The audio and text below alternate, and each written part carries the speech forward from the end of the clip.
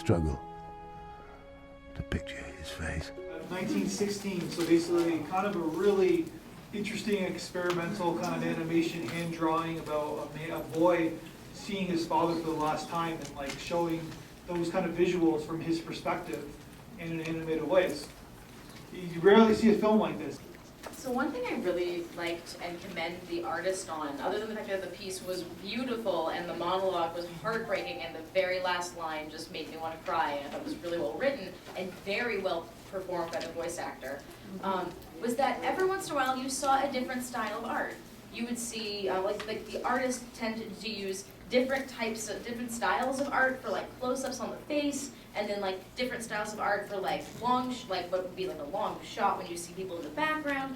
And I really appreciated all the different styles, although they were all black and white and all similar. They had these elements of contrast to them, which really broke up an otherwise very stark imagery that I saw. But I really appreciated it. I thought it also shows this idea of the fading of memory, because I don't really remember what anything looked like. It was just kind of more a feeling than it was a memory.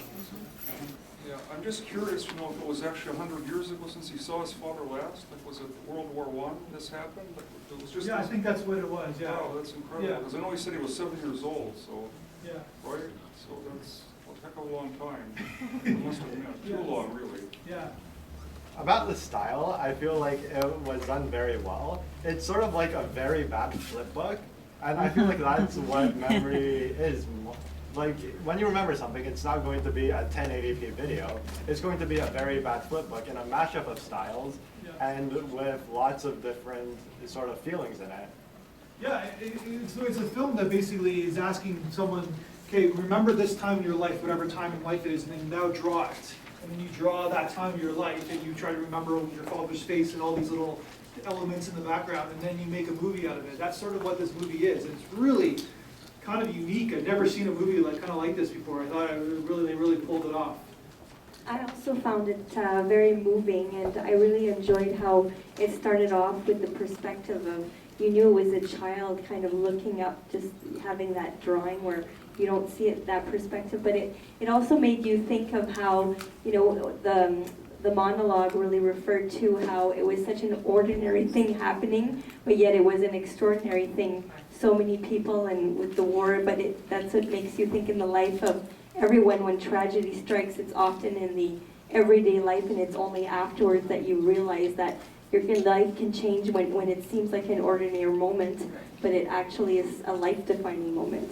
This has my vote as the best overall film. I mean, as you said, your life changes in a moment when you don't expect it, and at the end, the drawings are just amazing, because when they're walking, or when you get a close-up of a face, it's hard to tell whether he's using a single drawing, 2 drawings, 3, 10 stop-motion drawings, because the face is actually fluidly changing. Even the close-up of the boy, it looks like his expression is changing, or are my eyes deceiving me, or is he changing the angle of the camera on the drawing slightly, or exactly what's going on, and the way that the wash of the ink or the charcoal shifts and changes, and it all captures the kind of provisional nature of memory. He's reaching way back, and especially when you're trying to reach back to an important moment that took place in a moment where you weren't paying attention and you were a child, it's all in a fog. You only have little fragments. And at the end he said, I don't remember any goodbyes. And I guess I remember a moment when I knew I might not ever see him again, but it wasn't necessarily that day. And that's the last thing he says. And he's playing with the train. It's kind of wobbling and shifting in the gray wash, and then you see the big real train, and it's just so poignant. It's so perfectly done.